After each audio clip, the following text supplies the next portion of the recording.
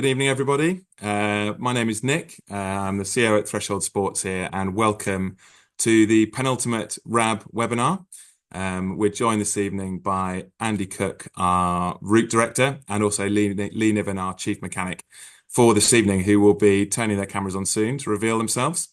Great to have so many people dialing in on this one. It's always a really good sign with 6 weeks to go that people are focused on their preparation, really keen to make sure they're in as good shape as possible for when they arrive down in September. So always a good sign. Understandably, 6 weeks out, anticipation is building. Finishing touches being put to kind of bikes and kit. Some of you, based on previous Orm, will probably have packed and repacked their bag several times already. Don't worry. That's not alone. That's common behavior where you're preparing for a big challenge like this.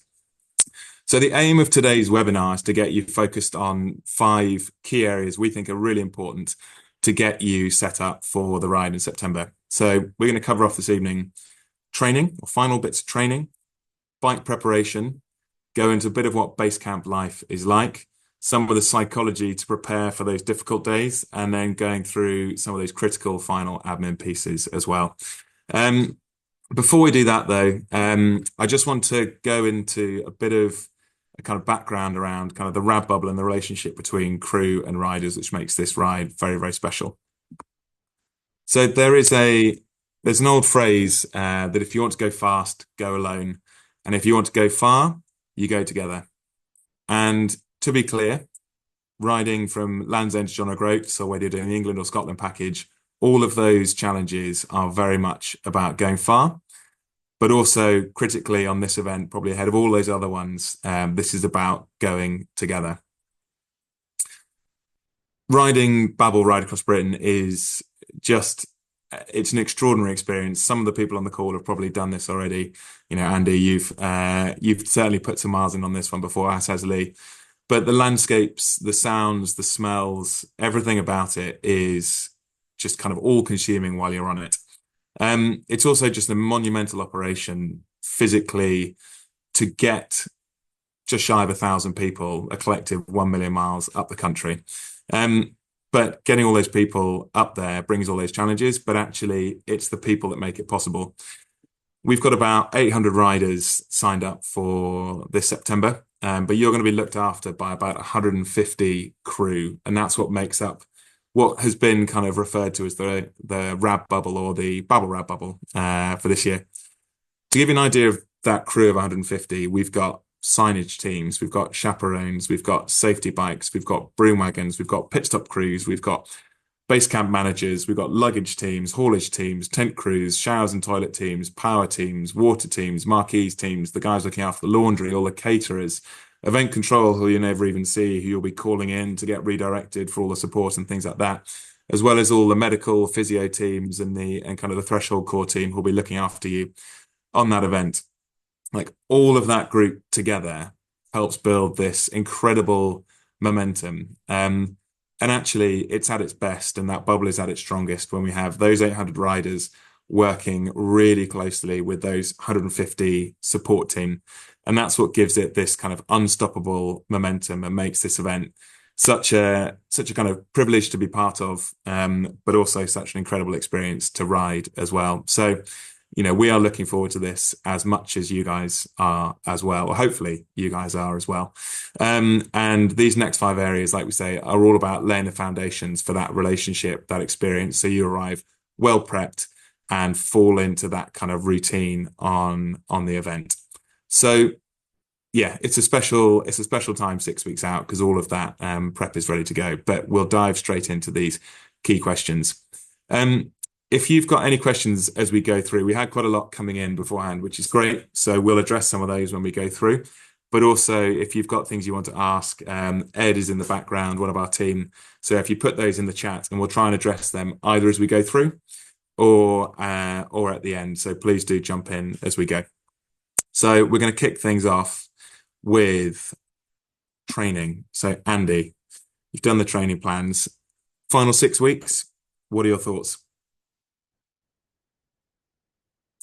On mute. I knew I was going to end up like that. I did tell you I was tired. Apologies, everybody.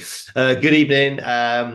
some of you will know I've just come back off of a pretty massive challenge. And having done, as Tubbs has already said, we've done this 10 or 11 times now, the ride across Britain, and it's one of the most amazing events you'll possibly ever take part in by a long, long, long way. I think just to reiterate some of the things that you've said, Tubbs, the most important thing is this working together element and making sure that we try and take the anxiety out of it. We understand that people will be anxious; it's inevitable. There's always a good bit of nerves helps to get people through big challenges. It wouldn't be a challenge if everyone was doing it. But with a bit of luck, the reason we changed the dates, the original dates used to be in June. The reason we changed in September was because it meant people had had a summer of riding their bikes and getting themselves fit and ready. And we've got plenty of experiences of riders that have come to this, having done very little cycling, but actually, if you approach this the right way and follow those plans, then you'll be in great shape when it comes to September and that start line down at Land's End. So fingers crossed, you've managed to do a fair chunk of the work already. We're 6 weeks out, as Tups has said. The most important thing is not now. If you haven't done the 90% of the work, and inevitably some will not have done that, is to try and cram it all in at the end, because that will just make you overtired. You'll be in a bucket. You won't get through it. So even if you haven't done much, then at least if you can get a couple of 100-mile rides in beforehand, and ideally, if possible, a couple of back-to-back rides, either take a day off in the week and make a Friday or Monday and or have a long weekend. Appreciate though that people have got jobs and families and other things to consider. So as it says on that slide there, it's far better to come in just undercooked than it is to come in overcooked, and it's really important that you just come in at the right level. Lots of people talk about tapering. Tapering's really associated with performance goals, and people are going after the Olympics and things. To a certain extent, you can apply those principles to ultimately we're just riding from one end of the country. It's 10. Sorry, it's not 10, it's 9 rides of just over 100 miles, which seems daunting, I appreciate. But if you break that down with the stops into 3 35-mile rides, it's nowhere near as daunting. So if you get up in the morning and think, I've got to do 35 miles, I'm going to stop, I'm going to get to the pit stop. You go in and you're efficient. That's the most important thing. You're efficient. You don't dawdle in the pit stops. You don't try and put things off.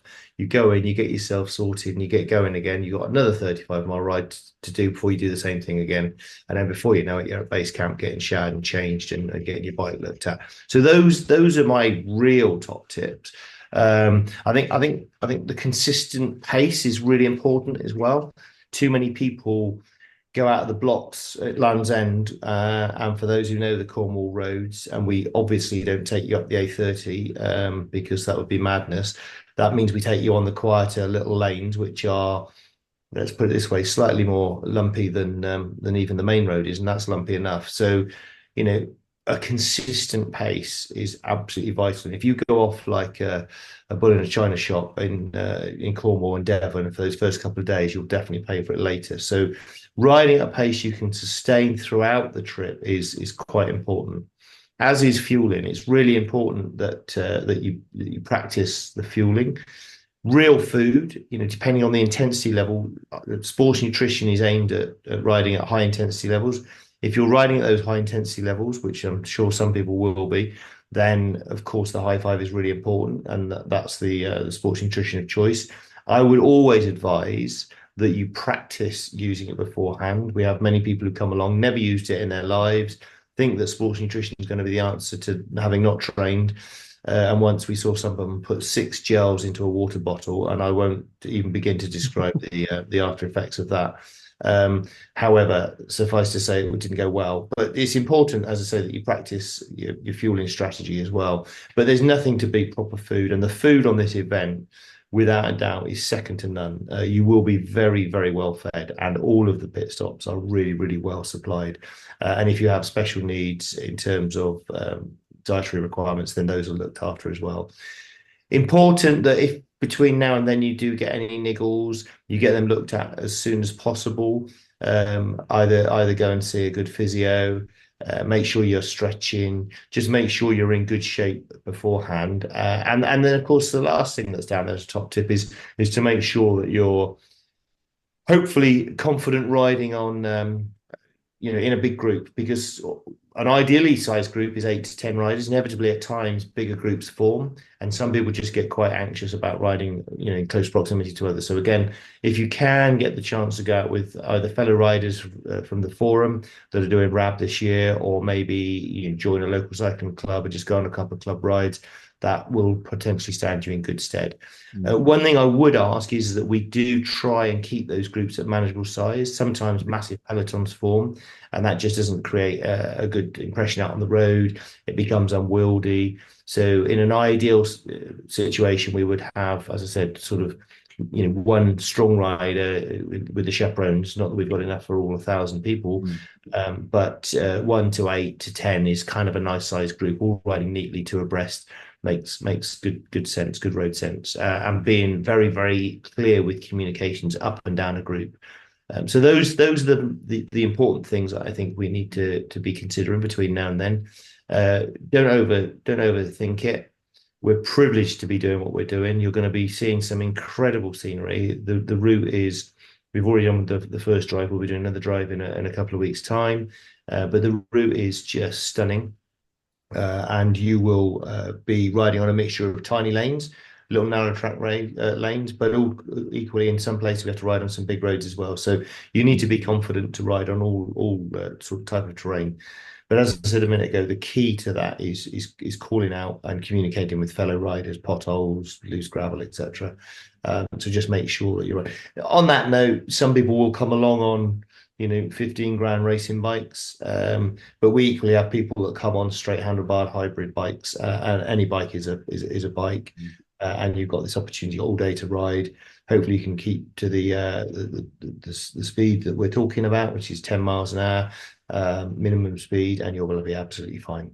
And let's hope the sun that we've all been looking for is going to shine every day in September. I think that's probably enough. There's bound to be questions Yeah. on that up, so I Yeah, can. that's great, Andy. We've got a few questions coming in, but I think they're kind of variations on the theme. I think your group riding point, I think, is a good one, and being open to that, because despite we encourage people to join clubs and things like that, and you've been at the grassroots of club cycling for as long as there've been gears on bikes. But the often people come into this, and if they're quite nervous, they'll find they're adopted into a group.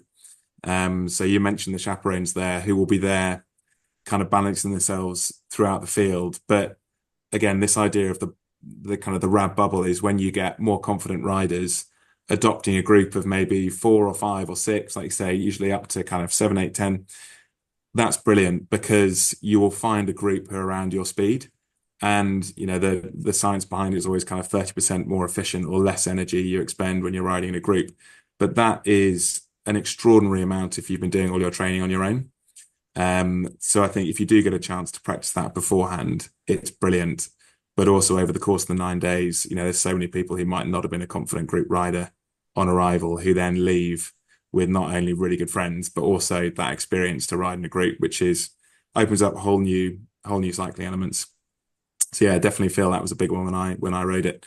And we've got a few questions coming in. Well, some have come in and some which were sent in before. So you talked about kind of phasing down and tapering and things like that. We had questions from Nick and Alan about what sort of mileage should we be putting in now, and when should we be winding down and kind of phasing down the training. So any specifics on that? Yeah, I mean, it depends on so many factors, of course, family life, work life, etc., etc. But as I said a minute ago, if you can be getting a couple of decent rides in during the week in the evenings, now we've got lighter evenings, a decent intensity that I would always call, and you've heard me say this before, comfortably hard, not hardly comfortable.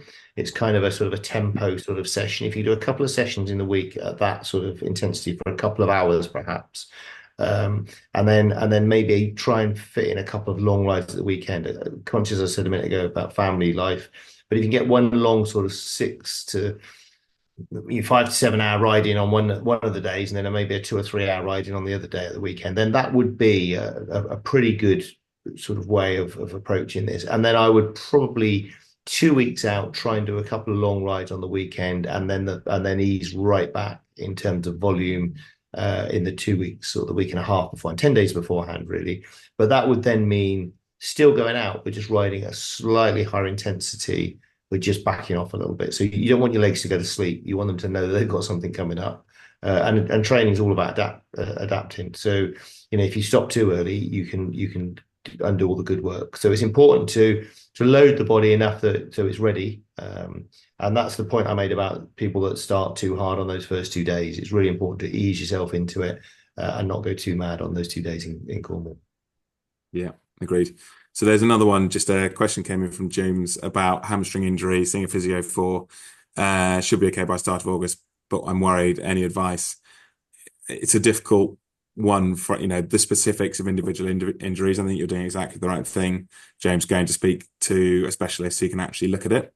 They will have a better view than we are able to on a webinar. But, we often have people turn up with niggling little injuries. I think if you're building up to a big challenge, your mind can also, everyone feels like they've got something which isn't quite right when they set off. That's pretty par for the course. But we've got a good team who can hopefully keep you patched up along the way as well. So, I think speak to a physio who can actually go and see you and get hands on. But yeah, we often expect, people often come along with something they're not 100% happy with, which is a mix of your body and your head getting you ready for the challenge. We've got one here, Andy, about kind of the amount of climbing in the event. I know this is, we talk about things which people get nervous about. The specific one was around, how much climbing is there with grades of excess of 8%. I'm not expecting you to know the route that well, but any thoughts for Richard? Yeah, I think the key thing is those first 2 or 3 days is, as I said earlier in the preamble, it's just like if you look at the profile, it's like a tooth of a saw. It's just up and down all day long. And those days are often, I find, actually far more taxing than the days where you just have a couple of long city climbs. So people get quite freaked out by the climbs, of Shap Fell, for example. But Shap Fell is actually just a very steady sort of 8 mile drag up in the Lake District, and the gradients, there's a couple of little steep bits in it, but nothing too serious. Whereas in Cornwall and Devon, we are constantly going up or going down. There's not a great deal of flat.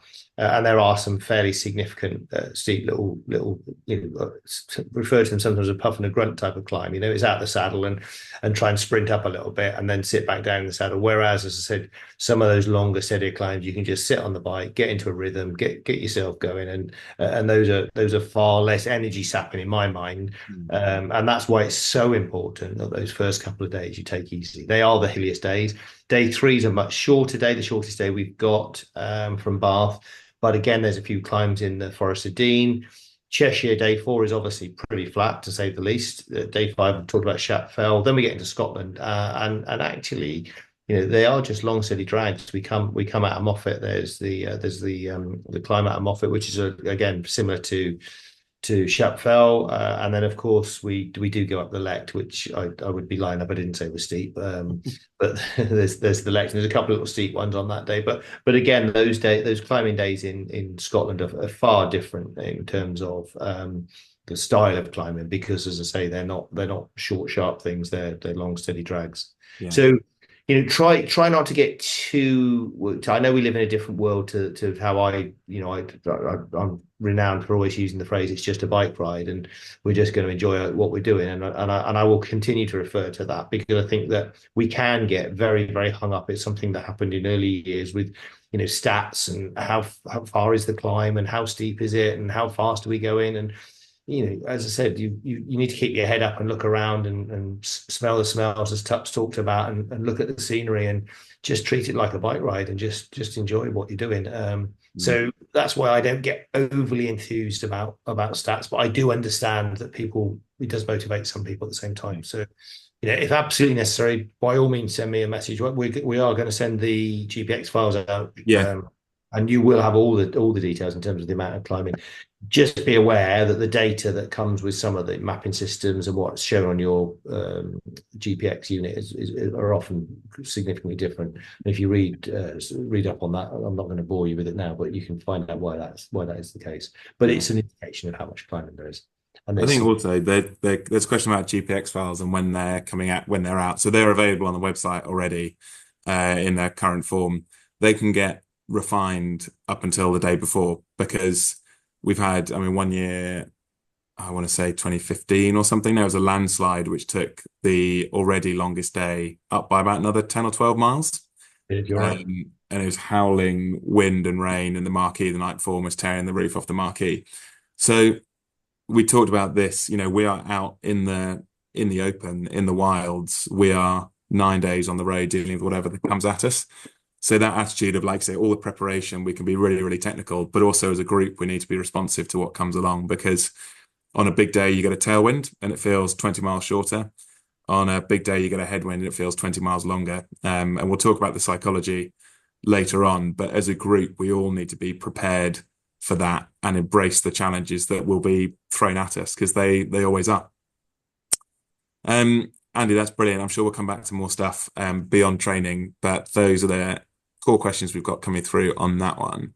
So, Lee, hopefully you are hooked in and we can hear you. Do you want to give a shout and I'll hand over to you on bike preparation? Yeah, hi. Good evening, everyone. Good Is evening. that working? Yeah, we got you, Lee. You're good. All right, jolly good. Yeah, I mean, so from my perspective, obviously we're here, we'll help you with anything that goes wrong, anything unexpected. And I think that's the key to your preparation with your bike is if we can avoid things that I could reasonably look at your bike and go, well, that was not unexpected. So look after your bike, take it to a shop that's reliable and reputable. Get it checked out before you come, and it would be better if you did that, a good couple of weeks beforehand. We have had people in the past who have rushed, a bit like the training, Andy, where people rush off to do it very last minute and find that bike shops are very busy in the summer and they can't get their bikes booked in. My own shop, we can have up to sort of 4 weeks. It's not unknown, and I'm sure most owners will do their best to help you. Please help me, I'm on a RAB, goes a long way, but prior preparation will prevent those situations. So it's just the same as your physical training if you look after the bike. So giving any new kit time to bed in, it's the same thing. So if you're going to change your pedals, maybe think about doing that now rather than the week before.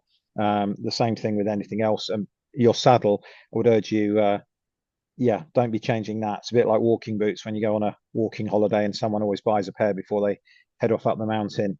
It normally doesn't end well. Just came back from a big ride where a gentleman came to me begging to take the saddle off my own personal bike because he just couldn't go on any further.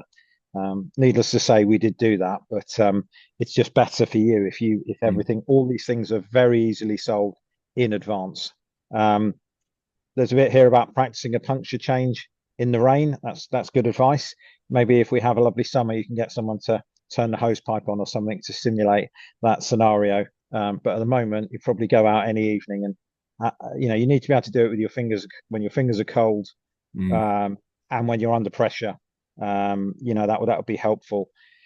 All of that said, we're here to help you, and we can pretty much deal with anything. It's just there's 1,000 of you, there's 800 of you. I can't deal with 800 everything's. That's the caveat to all of the support that we can offer you, and we will do our very best to get everything sorted. And I don't think we've failed. We will make sure you get to the end. But you can help yourself with some prior preparation. If you bring with you anything that's specific to your bicycle, particularly the derailleur hanger,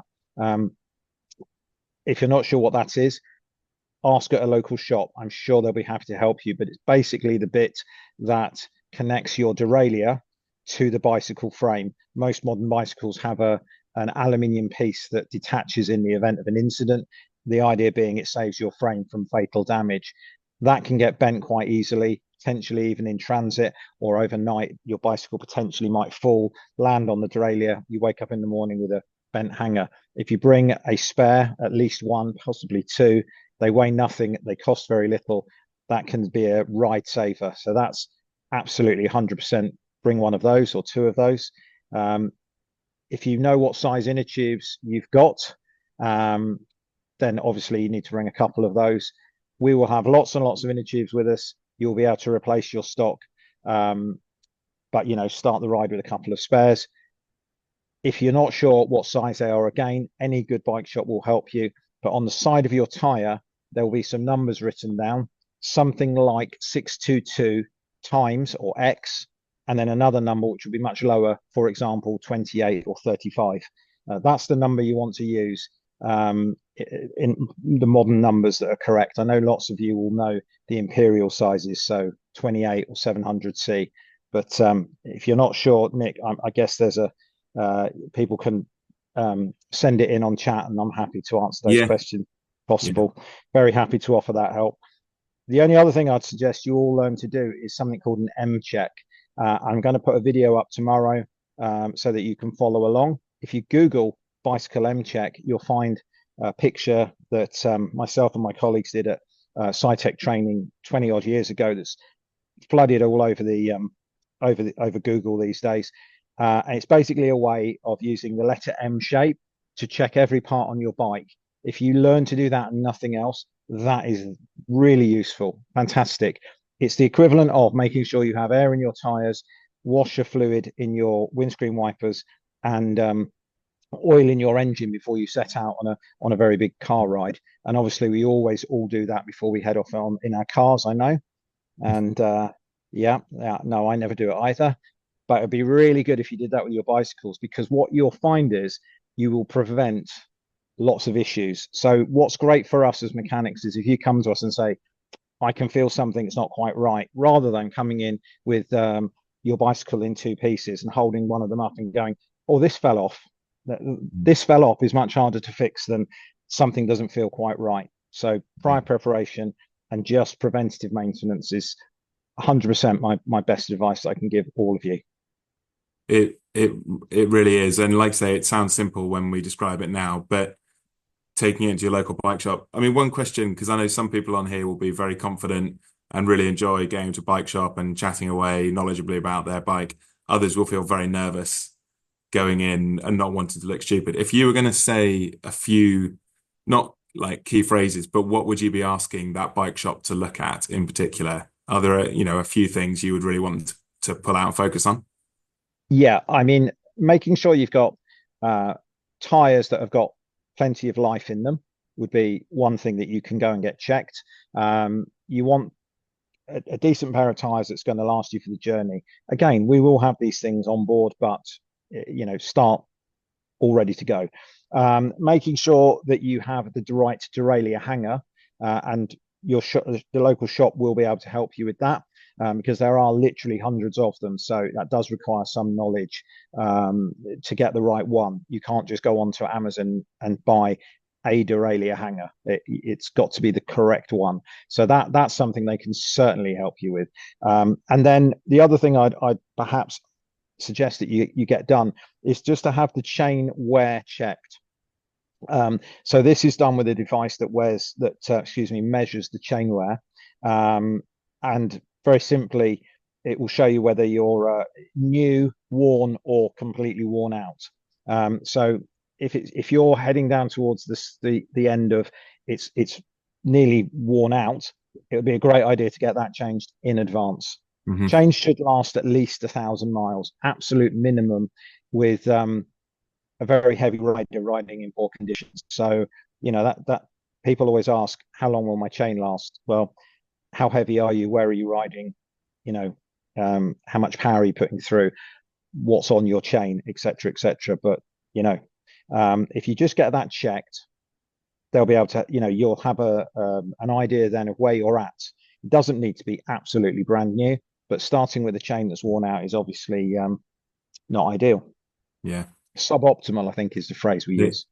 Lee, I think that you made another point in there as well earlier on, which is around you can't fix 1,000 bikes, and there's no way we can run an event where we can fix 1,000 bikes on day one.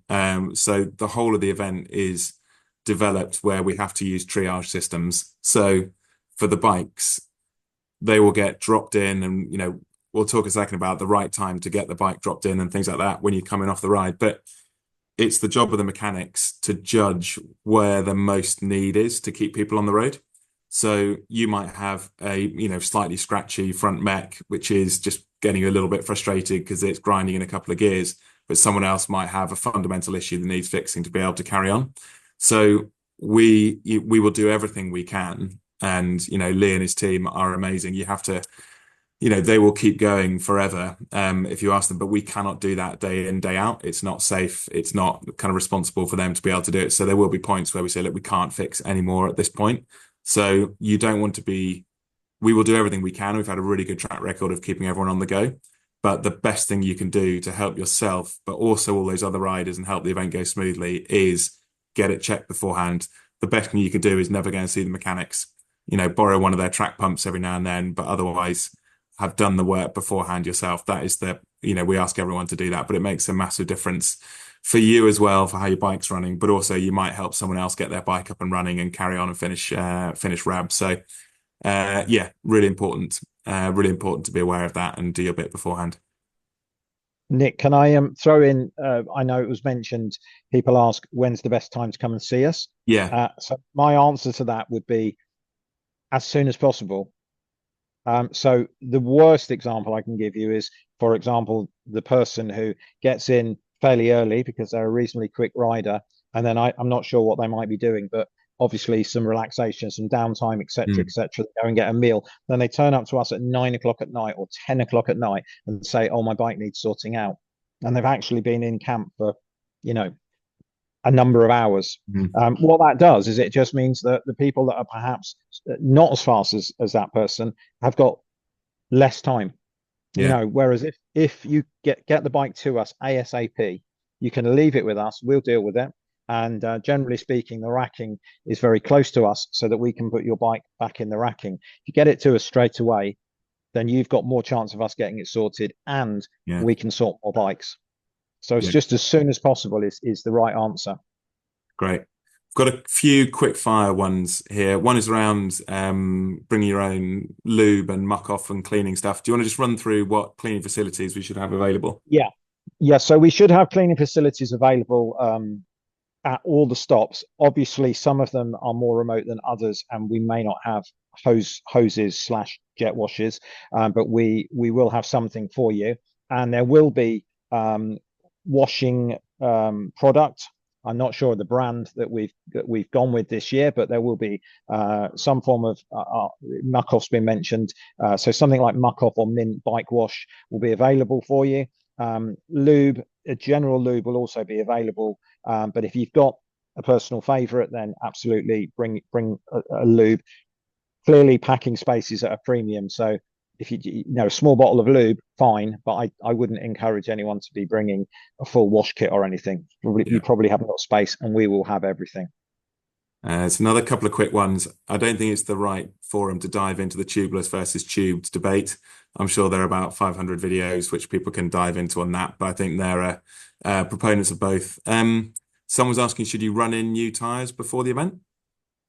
I mean, you don't need to run them in. I mean, we're not Formula One racing cars. We don't go that fast, to be fair. But just if you've got a tire that you're happy with, I'd stick with it, maybe. Rather than change it just before the event. I mean, the key thing with tires, and I have had this actually emailed to me separately, and someone was saying, "What's the best tire for an event like this?" And the answer is, well, anything will do, but if you go with a super slick, I think Schwab make it one called a Pro One Souplesse, which is a sort of professional level tire. Well, it will be very fast and very grippy, and it will have very little puncture resistance, as opposed to what I would call a sort of sport level tire, which will be almost as good, almost as grippy, but will have far more puncture resistance. If I was riding the event, I would pick that tire. So just something that's offering a little bit of puncture resistance, because the 2% performance enhancements that you get with the absolute very best racing tire versus the sitting around in the wet waiting for some support, perhaps because something's because you need something. I'd just do anything to avoid that. Agreed. Just choose a sensible tire. Again, happy to give brand specific advice, Nick. If you want to forward anything like that on to me, I'm very happy to respond. Yeah, and there's some good with some of the previous webinars, we've gone into a bit more detail about types of bikes and things like that. So if you look back on the YouTube channels, you should be able to find some elements on that if you're still umming and ahhing 6 weeks out what bike to go for. And one final Running your tires at the right pressures is more important than what tire you put on. And running the tires at the right pressures that our manufacturers have recommended, so that they will become more puncture resistant. If you run your tires under, you're far more likely to have punctures than you are by yeah. running them at recommended pressures. Okay. One final one as well. If people are wondering if they can kind of just get everything on the cheap on the ride, we've had people in the past ask us to price match mechanical equipment. We do fit stuff for free when it's broken, or Lee's team will fit stuff for free when it's broken. But unfortunately, we can't price match an eBay import from the other side of the world, so it'll be at full price as well. But we don't make any markup on those. But yeah, just as a heads up, if you're planning on delaying until the ride, it's probably not the place to get price match bargains. Okay, so the next one, Lee, that's brilliant, and we might come back to some questions at the end. The next piece is around Basecamp. We get lots of questions around this. Obviously, the ride and the time on the bike is a big focus, but actually 9 days on the road, whether you're camping or in the plus package, getting up early in a totally different routine, it's going to be tiring even before you've spun a pedal in earnest. And it is worth just focusing on that time off the bike as well. So in essence, we've got everything on site. We've got in the base camps, we've got breakfast, afternoon tea, dinner. We've got a bar which you can buy drinks on card. We've got kind of physios and sports therapists to keep you on the road. We've got guiding, stretching areas, which are really, really, I can't recommend them enough. Super important to get stretching in to keep you on the go. You've got charging areas for your phones and Garmin's. You've got drying rooms, showers, towels, toilets, tents, everything effectively on site that you need. Lots of people ask about the routine, and so this table here gives you an overview of in its kind of purest form what a normal day on RAB would look like. So usually the alarm goes off at 5 o'clock, so we'll play some admittedly occasionally questionable music to get you up and out of your tents. Breakfast is open from usually 5 till 7, and the start line is open. It's usually opens between 6 and 7, depending on the length of the day, the weather, and things like that. So, for example, 6:30 till 7:30, and it's open for an hour window. We have riders on the route, usually through till 7 p.m. The base camp is open from 2 p.m. and not before. So there really is no benefit of racing there because the gates will unfortunately be closed because we need to get everything ready and safe for your arrival. Afternoon tea is served. So that's usually cake, soup, things like that, bread and spreads to get you refueled.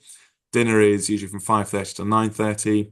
The route cutoff we talked about is 7 o'clock. You usually have an evening briefing around 8. Bar closes at 10:30 in the evening. So that in kind of a structured table gives you an idea of when things are open and closed. But actually, the key is around finding your own efficient routine. And you talked about efficiency on the bike. You can also be efficient off the bike as well. So a few kind of tips to making Basecamp life kind of work for you. This is an example of, I mean, these two guys seem to have a great time with their ice creams. I think I was in Haydock in a rare bit of sunshine last year.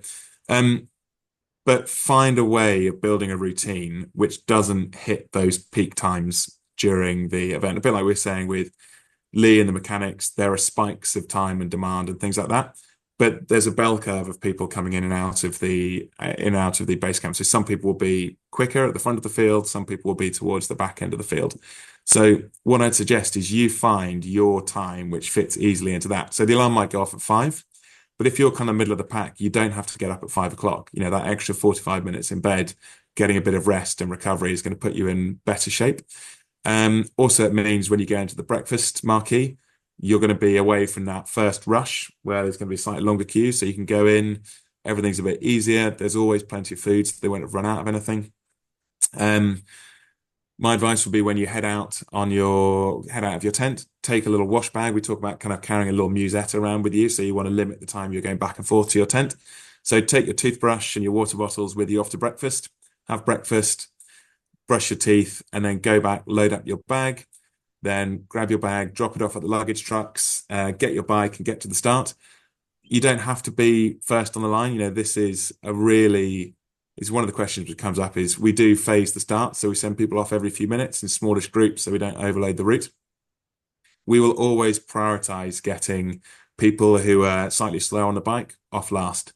We always request the people who are faster on the bike to maybe head towards the back. And every single year, we get a group of people who are desperate to be first off and be first across the line and arrive at base camp first. I can't see that being any different this year. But if we can get the majority of people to realize that it really is not a race at any stage of this event, it's not a race in base camp, it's not a race on the road, and just take things easy, it will make the whole ride run a lot more smoothly. So when you get out on the bike, if you don't need to be first over the line, then great, just take it easy, come towards the back of the line, you won't be queuing as long. And then when you arrive at camp, come in, clean your bike, rack your bike, take it to the mechanics if you need to straight away. Next piece of advice is go and grab your tent. So we allocate a new tent each day. And advice from the medical team is always get showered and clean and dry first. The sooner you can get loose fitting clothing, if you've been on the road, there's muck in your kit, all that kind of stuff. For 9 days, you want to be keeping every part of your body as clean as possible, especially all those contact points. So come in, maybe grab a bit of food, a quick afternoon tea, snack if you're hungry, but then go and get showered, cleaned, set up. And then you can come back in, relax, load up on some more food, rehydrate. We've got to have all the high five recovery stuff there.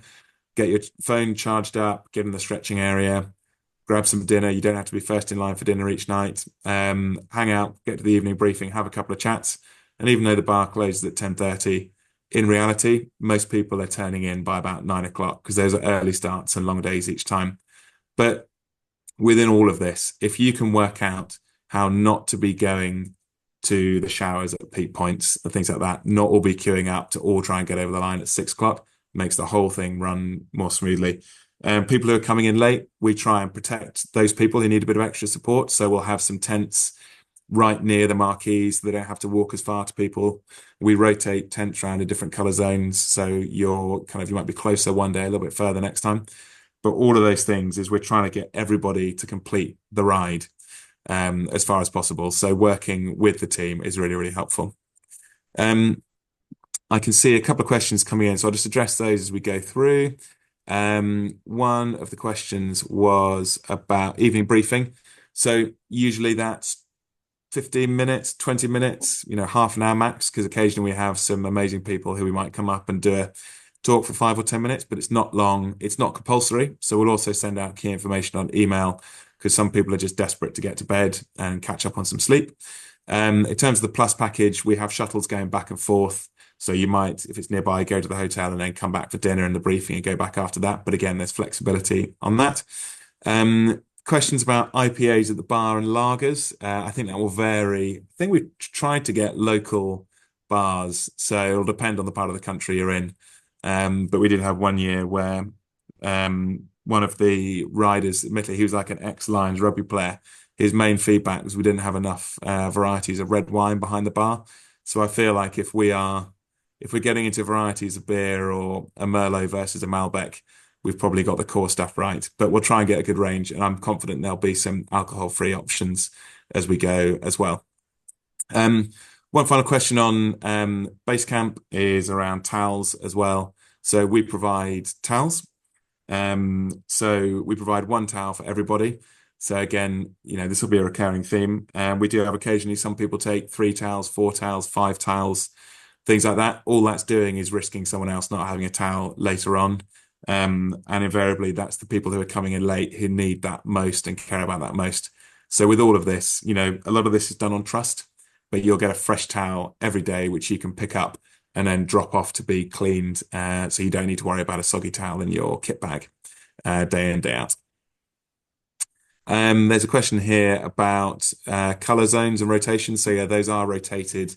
So if you'll be allocated color zones as a rider, and we rotate them. So they should be one day you might be closer, one day you might be further away, but we try and split that. That is planned to rotate, so that's not going to be the same all the time.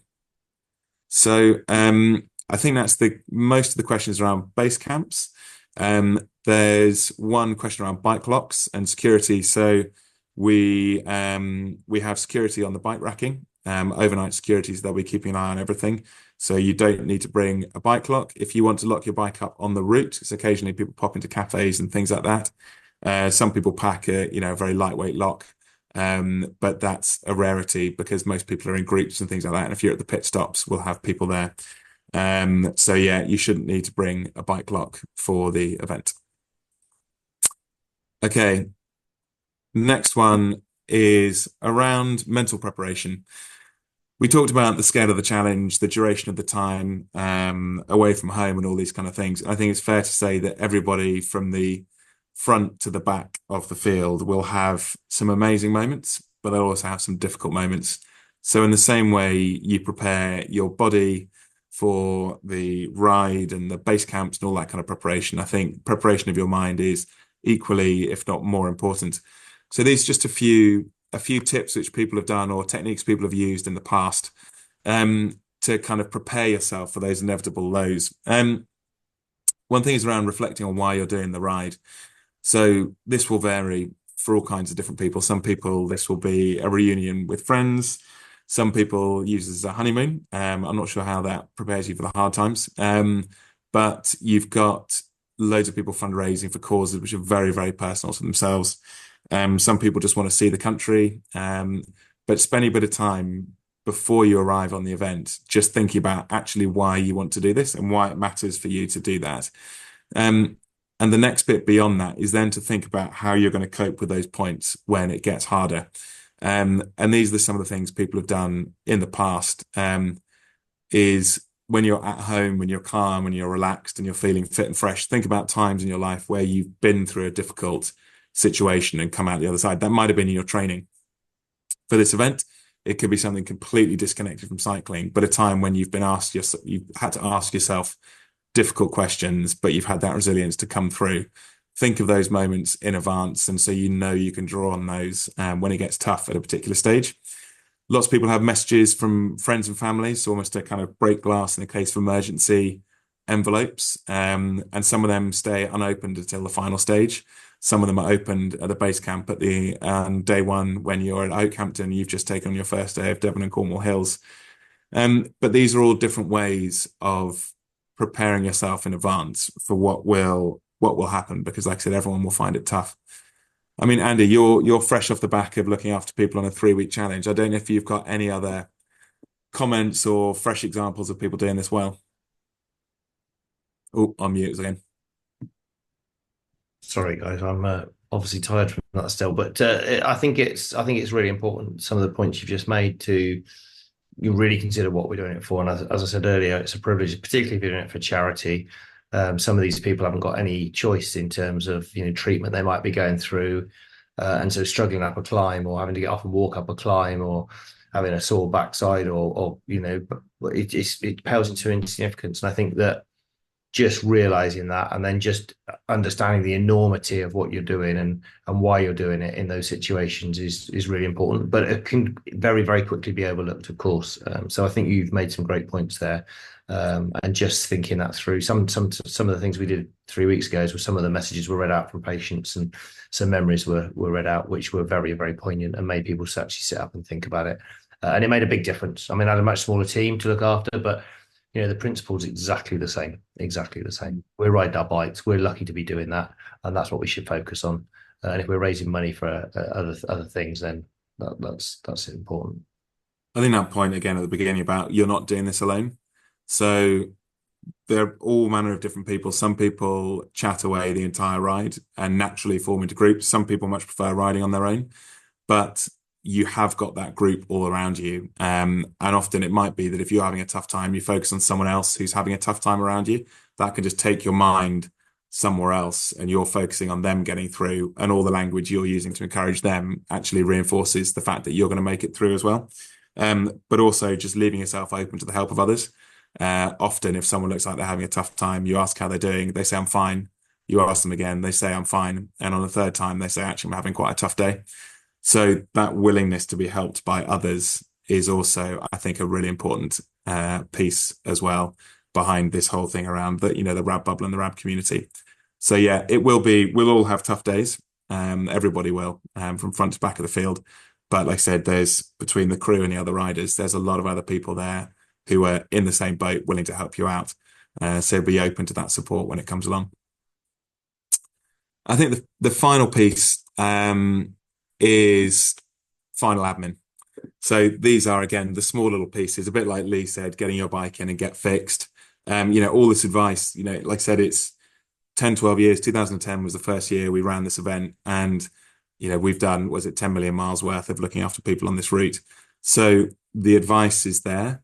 On the website, you've got all that key information in the Rider Hub. We'll be sending out the event information guide, which is effectively a distillation of all of that in one document in the next week or so. So with that, don't leave that to read 2 days before you head down, get a cup of tea, whatever it is, something stronger, and read through that and just follow that advice. Get your kit list, order that stuff early if you need it, try it on, check it fits, plan your admin, and then getting that final 2 weeks, really prioritize being healthy, sleeping as much as you can, all that hydration, turn up as healthy and as relaxed as you can get.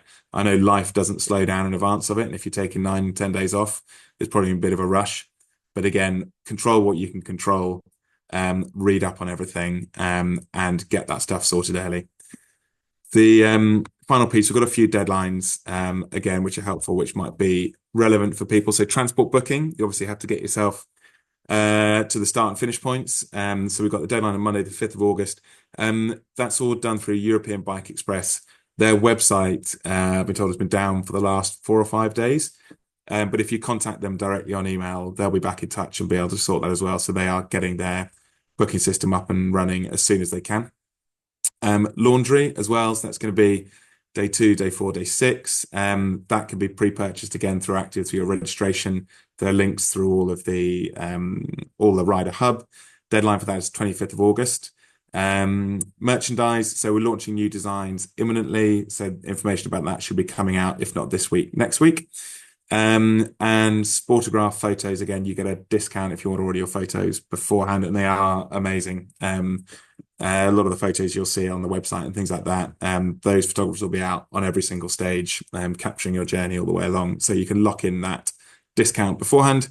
And final one is around GPS trackers as well. So if you've got friends and family following you up the country, we've got the GPS trackers, which are great. They get charged up. They're about the size, kind of a little bit bigger than a matchbox, and they can tuck in your jersey. And you can book those in advance for the entire ride. There is a chance to get them on the event, but if you want to guarantee it, you get those pre-booked as well. They'll be ready for you to collect down at the start. So those are the main kind of admin pieces. But like I said, the event info guide coming out this week or next week will be able to give you a good cup of tea and make sure you haven't missed anything. But yeah, all of that stuff, do it early. Ask us the questions, get in touch. The people on the forums as well, plenty of information, plenty of advice there. So yeah, you're part of a big community already if you're signed up, and lean on that insight and experience to get you as well prepped as possible. But those are our 5 main points for this webinar. But any particular questions, please do chuck them in now. We've got a few more which we can go through. I'll try and read through now as well. But yeah, please chuck them in on the chat and we'll get through as many as we can in the next kind of 5 or 10 minutes or so. So we've got some here. So this is from Ruth, Louise, and Juliet. So this is around a women's only camping area, women's toilets. So yeah, there will be a female only camping area. You don't have to go in there, but it's something we've had feedback before for some people who are much more comfortable in a female only camping area. And we'll have some toilets set aside for female only as well. And in terms of that toilets being near the ladies camping area, they'll be grouped. Each site will be slightly different, but we'll get those as close as we can, so it's not a long trek across the site wherever possible. There's a question here about nutrition and hydration. So this is asking about what's available. So as we said before, High Five is our nutrition partner, so they'll be providing gels, energy drinks, so carbohydrate energy drinks, zero electrolyte tabs, and also protein recovery at the end of each day. So those are available on the event. So the best thing is if you are planning on using those, the more you can practice with them, the better. Food and drink at checkpoints and pit stops. Someone was asking if Lulu, our usual caterer, is on the ride, and we do have her back this year, which is great. So there is a huge amount of food. People often come along expecting to lose weight and end up leaving a kilo or so heavier. So we have breakfast is usually a mix of cooked breakfast, porridge, pastries, toast, things like that. On the pit stops, we'll have a mix of, like I said, the sports nutrition, but we'll also have flapjacks, chocolate bars, pork pies, sausage rolls, sandwiches, crisps, so a mix of sweet, savory, nuts. We do cater for all any food allergies or restrictions or anything like that, any special requirements, as long as we know about them beforehand.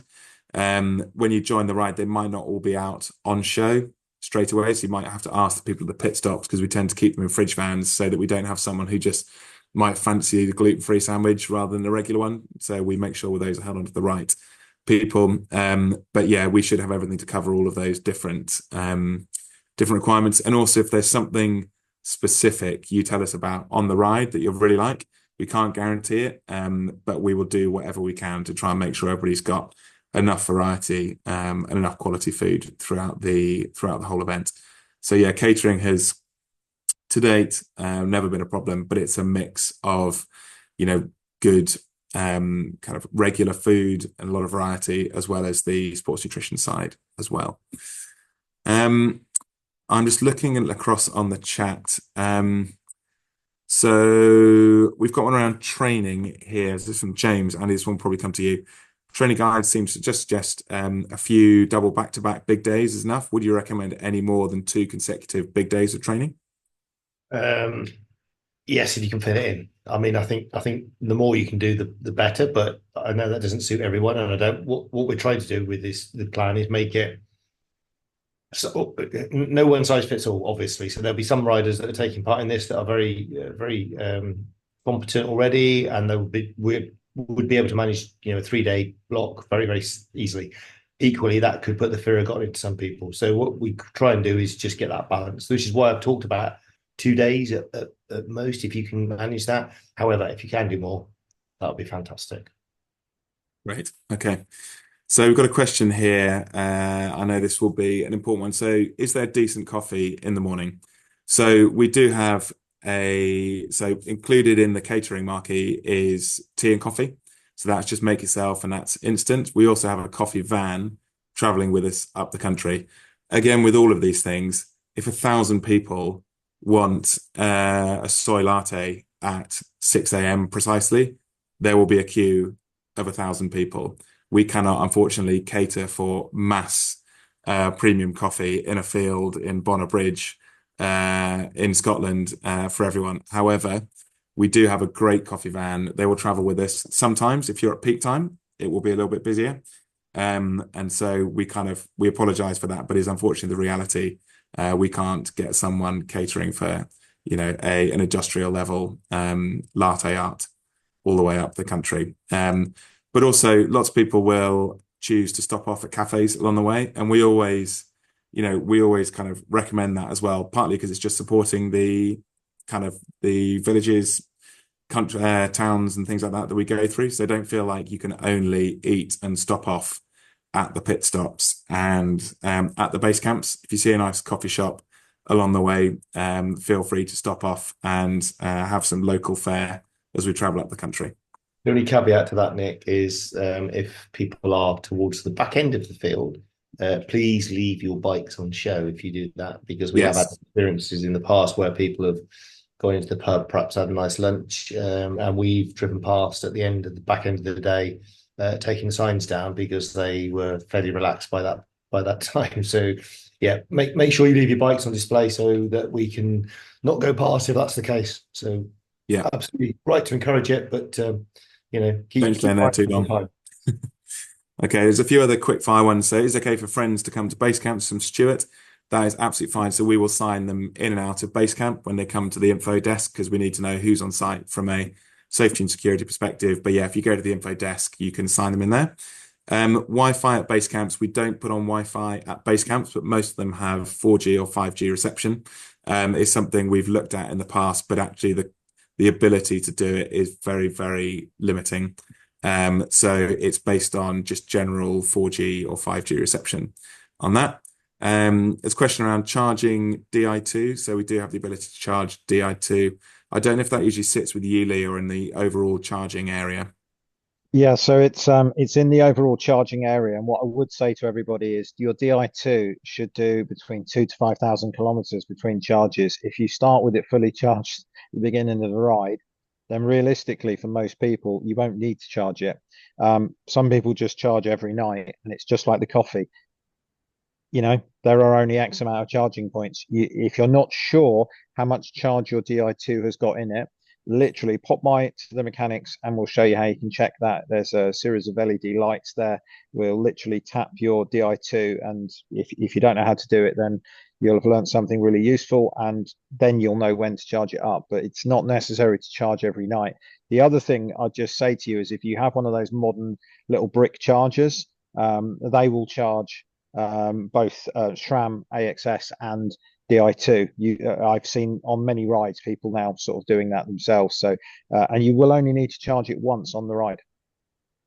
By brick charger, do you mean those kind of USB power packs?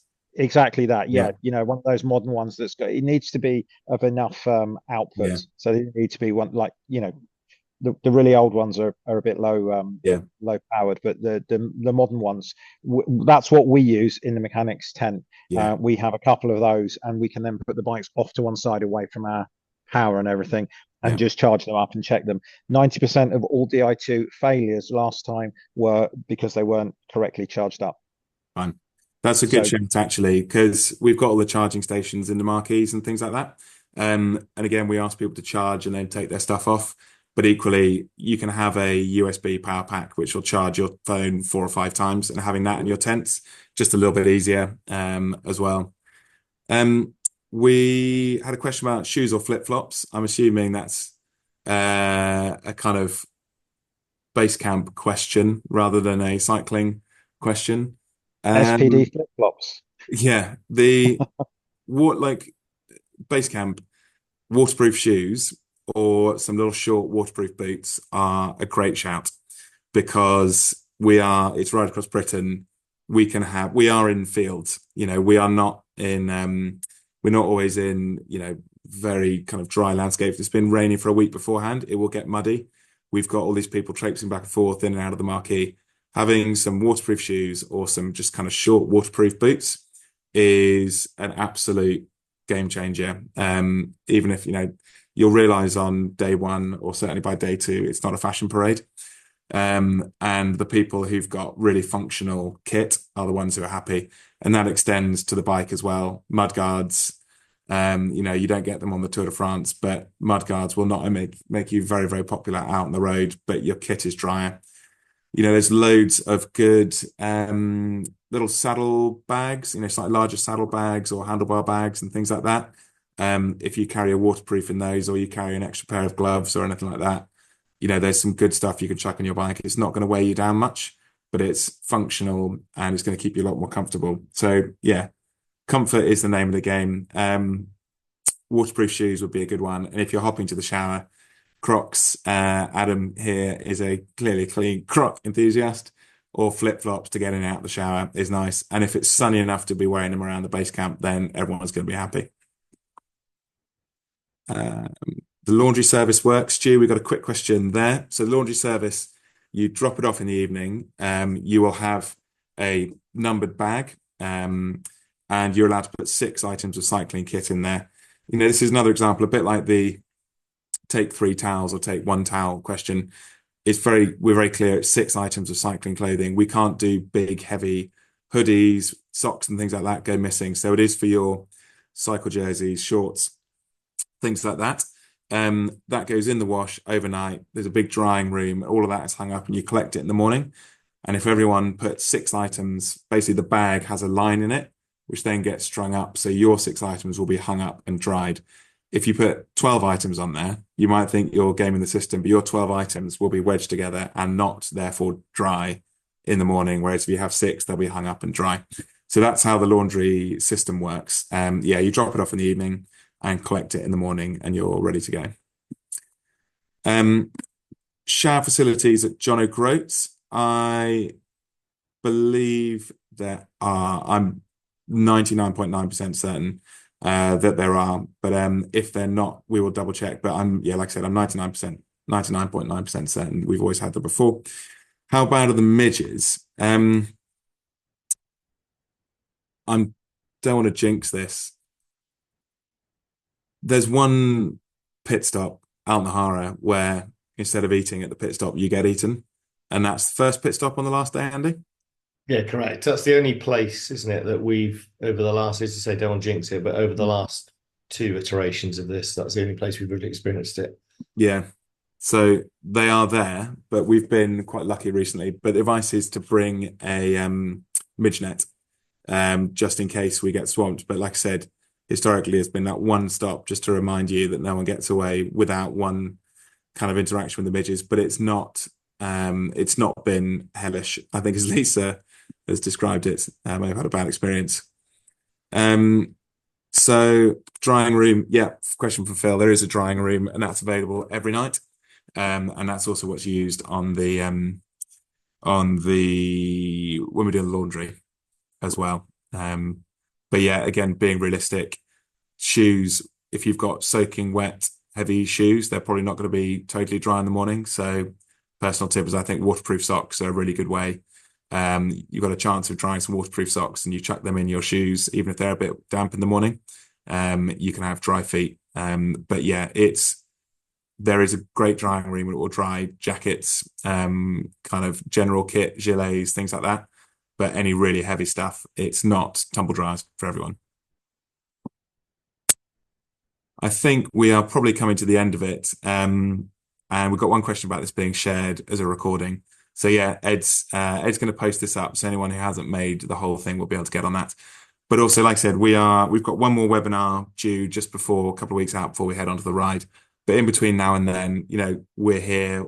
We can answer any of these questions. Like I said, the only stupid one is the one you don't ask.